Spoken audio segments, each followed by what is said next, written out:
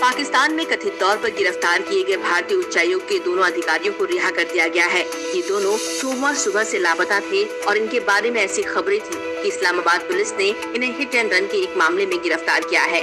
पाकिस्तान के इस कदम पर भारत ने कड़ा ऐतराज जताया था और सोमवार को दिन भर इस पर कूटनीतिक प्रयास जारी रहे। भारत ने दिल्ली में पाकिस्तान के हाई कमिश्नर को समन जारी कर अपना आधिकारिक विरोध भी दर्ज कराया। मिली खबरों के मुताबिक रिहा होने के बाद अब दोनों अधिकारी इंडियन हाई कमीशन में सुरक्षित हैं।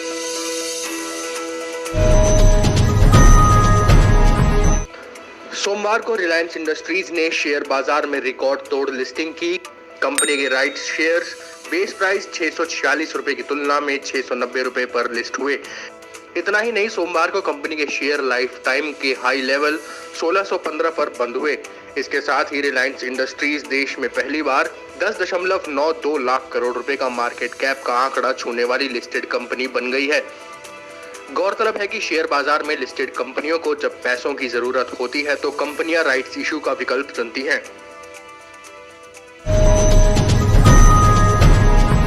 जलवायु परिवर्तन को लेकर सामने आई एक रिपोर्ट की माने तो इस सदी के आखिर तक भारत के औसत तापमान में 4.4 डिग्री की बढ़ोतरी हो जाएगी। वहीं देश भर में हीट वेव भी सदी के अंत तक 3 से 4 गुना तक बढ़ जाएगी। यानी भारत 80 साल बाद और भी ज्यादा गर्म और शुष्क देश होगा। रिपोर्ट को centre for climate change research द्वारा तैयार किया गया है, जो कि Indian institute of tropical metrology Pune के तहत आता है। वैज्ञानिकों के मुताबिक 1986 से लेकर 2015 के बीच यानी 30 साल की अवधि में सबसे गर्म दिन और सबसे ठंडी रात के तापमान में 0.63 डिग्री सेल्सियस और 0.4 डिग्री सेल्सियस की वृद्धि हुई है। इसके बाद जो अनुमान लगाया गया है उसके मुताबिक सदी के अंत तक सबसे गर्म दिन और सबसे ठंडी रात का तापमान 4.7 डिग्री सेल्सियस और 5.5 डिग्री सेल्सियस तक बढ़ने का अनुमान है।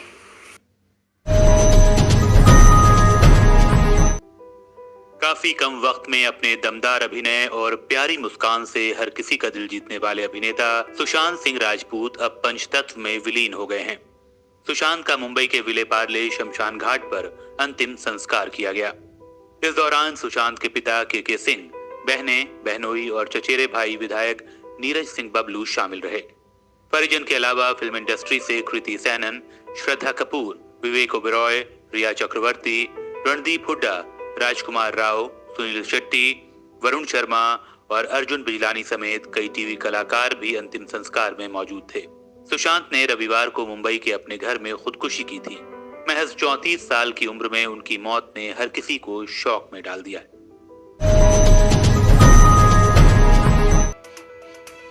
देश की राजधानी में कोरोना वायरस पर लगाम कसने के लिए केंद्र सरकार सबसे सुझाव लेना चाहती है।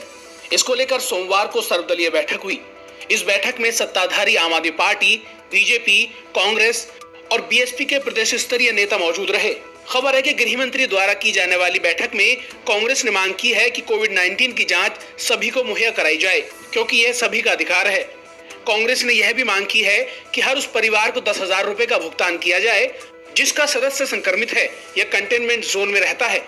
न्यूज एजेंसी एएनआई के मुताबिक पार्टी चाहती है कि हेल्थ केयर स्टाफ की कमी के चलते 4th ईयर में पढ़ने वाले मेडिकल स्टूडेंट्स को नॉन परमानेंट रेजिडेंट डॉक्टर्स की तरह इस्तेमाल किया जाए।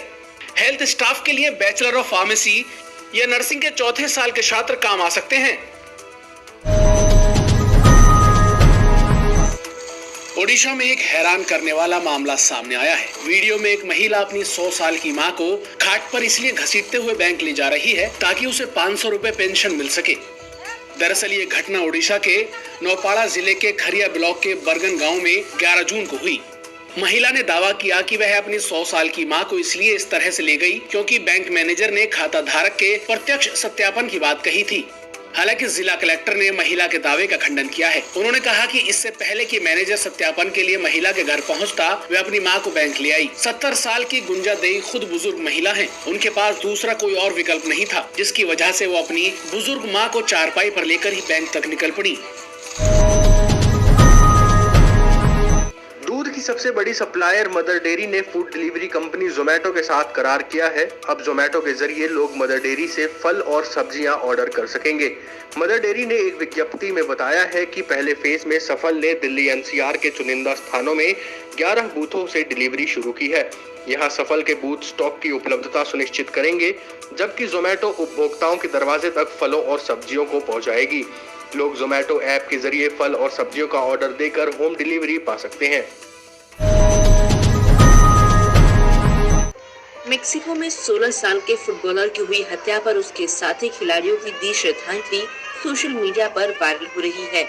मारे गए फुटबॉलर के टीममेट ने ये श्रद्धांजलि फुटबॉल के ही रंग में दी।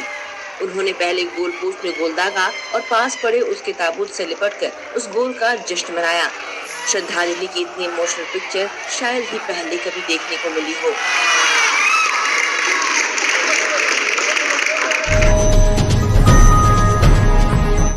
सुशांत सिंह राजपूत ने आत्महत्या क्यों की, इसको लेकर कई लोगों के मन में सवाल उठ रहे हैं।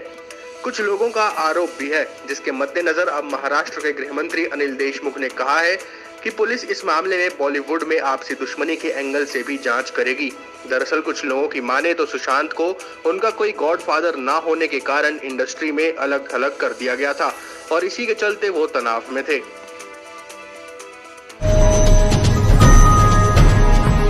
सोशल मीडिया पर इन दिनों एक महिला का वीडियो जमकर वायरल हो रहा है। जो कोई भी इनके करतब को देख रहा है वो दांतों तले उंगली दबाने को मजबूर है। हो भी क्यों ना, इस सुपर वुमन का सुपर टैलेंट है ही ऐसा। जब कोई साड़ी पहनकर कच्ची सड़क पर बैकफ्लिप मारेगा तो उसका वीडियो वायरल तो हो ही जाएगा। आप भी देखिए इस शानदार करतब को।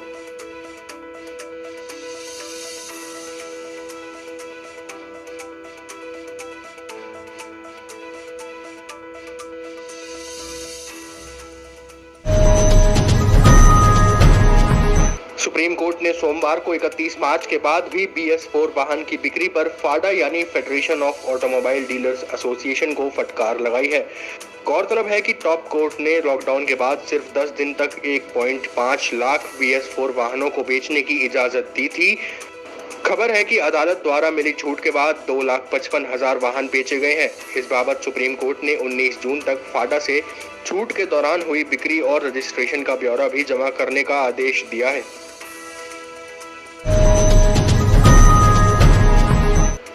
फेसबुक ने ब्राजील में व्हाट्सएप पेमेंट फीचर के आगाज की घोषणा कर दी है। इसका नाम व्हाट्सएप पे ना होकर फेसबुक पे रखा गया है, जिसे कंपनी आने वाले दिनों में अपने सभी प्लेटफॉर्म्स पर पेमेंट की सुविधा देगी। फेसबुक के CEO मार्क ज़करबर्ग ने एक पोस्ट के जरिए इसकी जानकारी दी।